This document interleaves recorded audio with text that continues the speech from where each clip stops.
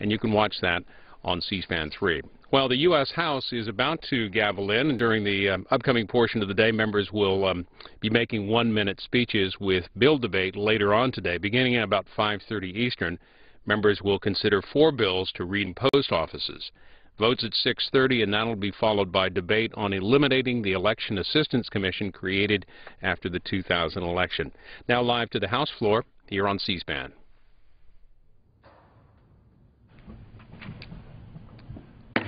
The House will be in session. The prayer will be offered today by our chaplain, Father Conroy.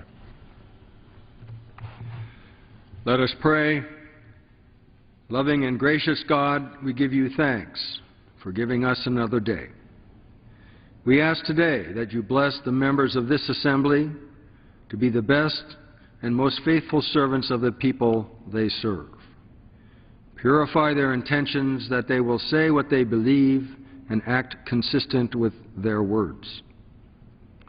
Help them, indeed help us all, to be honest with themselves so that they will not only be concerned with how their words and deeds are weighed by others, but also with how their words and deeds affect the lives of those in need and those who look to them for support, help, strength, and leadership.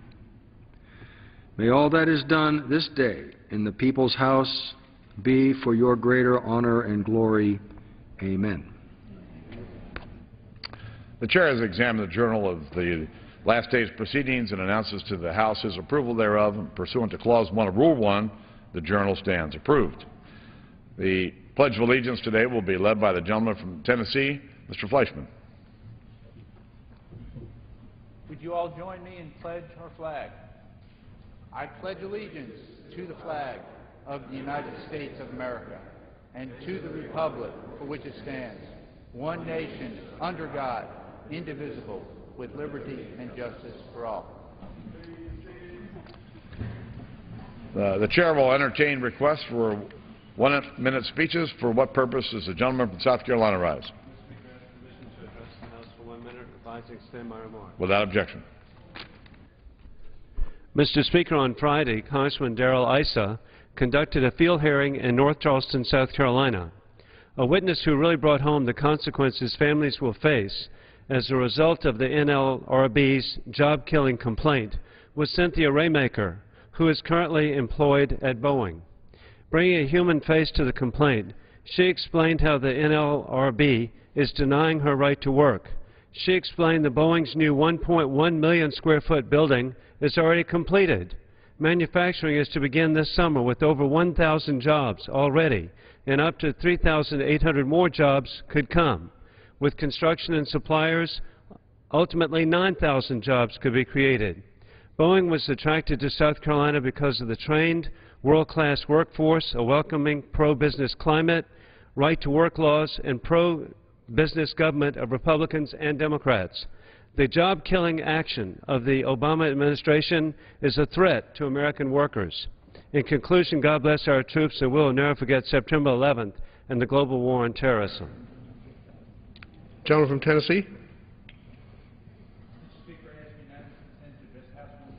Without objection.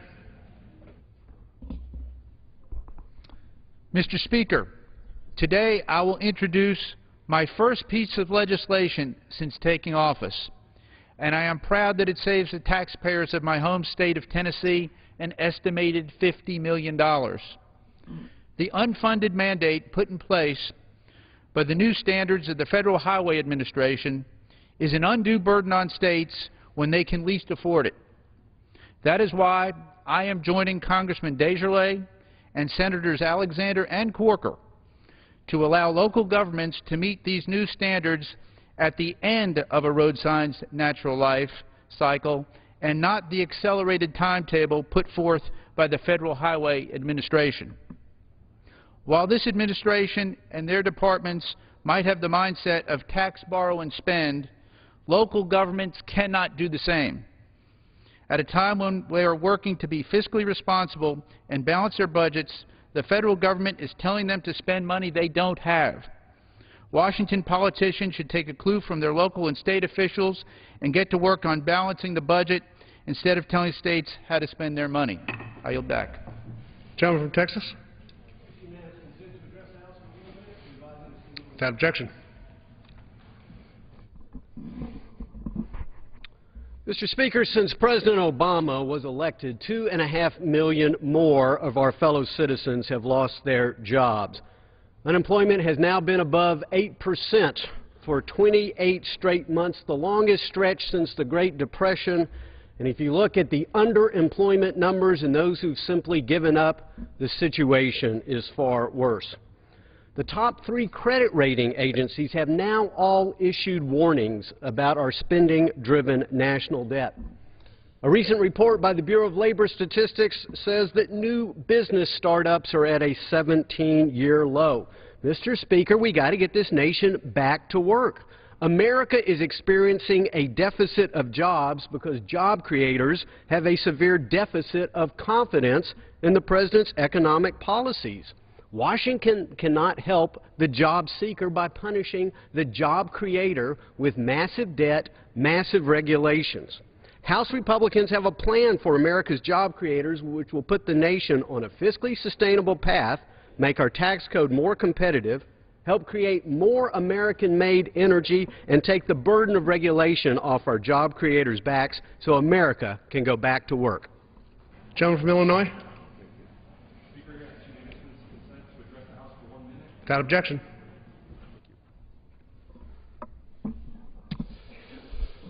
Mr. Speaker, last Friday marked 1 year since President Obama promised the American people a recovery summer. But looking at the latest grim economic reports, it's clear that recovery couldn't be further from the truth.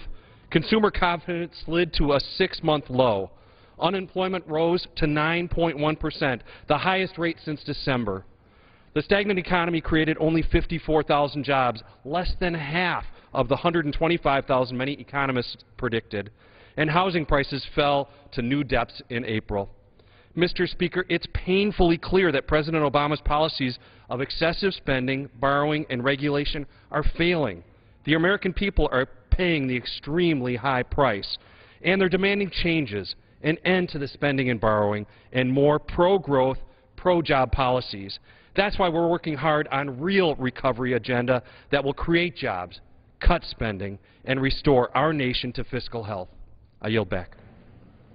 Pursuant to Clause 12A of Rule 1, the Chair declares the House in recess until approximately 5:30 p.m. today.